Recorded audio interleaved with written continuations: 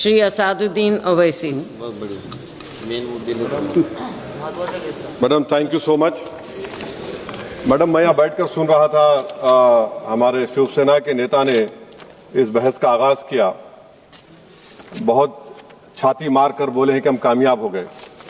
होता यह है कि जो तारीख को नहीं पढ़ते वो इस तरह की बातें करते हैं। 1977 में सीपीआई एमएल ने भी 3 साल के लिए अपनी आर्म स्ट्रगल को मुअत्तल किया था, सस्पेंड किया था और कहा कि बैक टू द विलेजेस।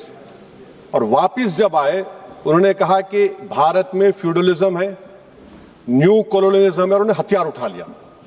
जितने भी लेफ्ट विंग एक्सट्रीमिज्म के लोग आज हथियार डाल रहे हैं वो अपनी आइडियोलॉजी को रिजेक्ट नहीं कर रहे हैं। एक स्टेटमेंट मुझे बता दीजिए, हथियार डाल रहे हैं मगर अपनी आइडियोलॉजी पर कायम है, और अगर वो आइडियोलॉजी सस्पेंड नहीं करेंगे तो आपने कौन सी कामयाबी हासिल कर ली?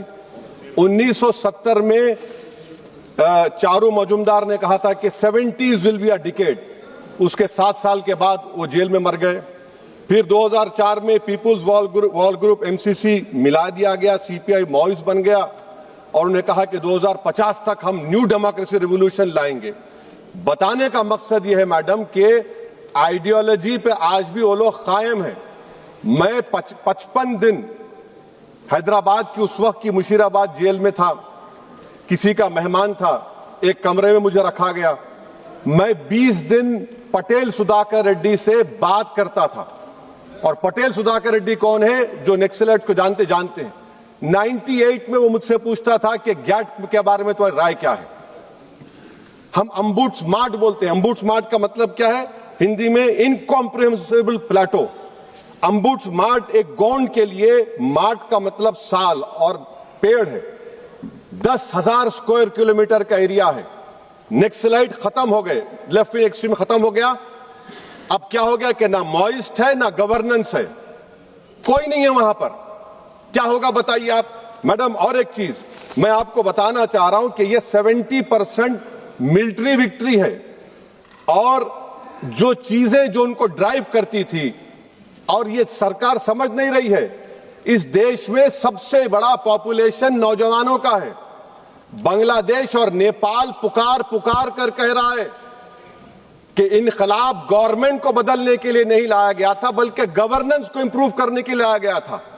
अगर गवर्नेंस इंप्रूव नहीं होगा तो खुदा ना खास्ता जो हम चीज नहीं चाहते वो ना दोहराया जाए।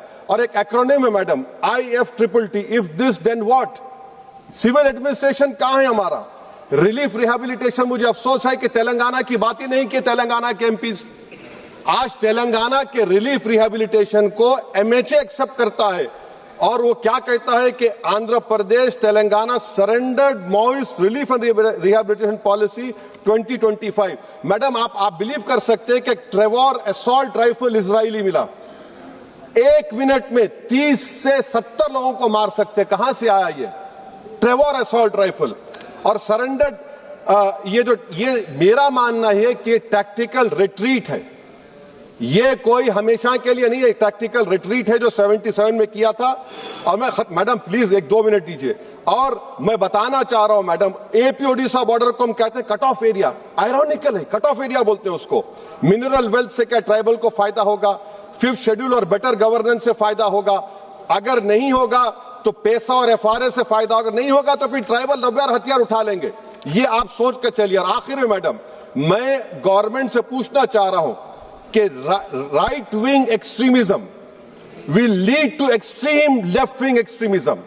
And I want to know, a symbolic post has been given to a tribal. But what about grassroots leadership of tribals from Mandal, Zilla Parishad to MLA? That is not being there. Usage of false encounters, demolition of homes, creating an atmosphere where the dignity of tribals and Muslims is taken away. This is being done by those organizations who believe in extremist radicalism and supported by this government. Would you put an end to this radicalism and extremism? Because you cannot, Madam, I'm concluding, and Madam, I'm concluding by quoting what Ajay Sahani had said. Those who believe that the imminent collapse of the Maoist movement heralds a new and refulgent chapter of Indian history of development and of prosperity ignore the dismal on-ground challenges realities of India's development model. The increasing maturity of polarizing mobilization in electoral politics, the growing inequities and inequalities of increasing predatory oligopolistic economy, and the progressive redundancy of human labor as a result of rapid technology transformation. In the light of such fault lines, other moments of violence will inevitably rise. I hope that this government will exercise caution. Don't sound the victory bells as of now. End the extremism done by your own organizations. Do you know what message is being sent? You have the highest number of Muslims who are youth now. If you I'm concluding, madam. If your own chief minister says that give them 2 rupees less, we'll create an atmosphere so that they leave Assam, that is not right. That is also an extremism which has to be condemned. Anyone who picks up arms, anyone who utters a word which creates a feeling of vulnerability against the constitution is extreme.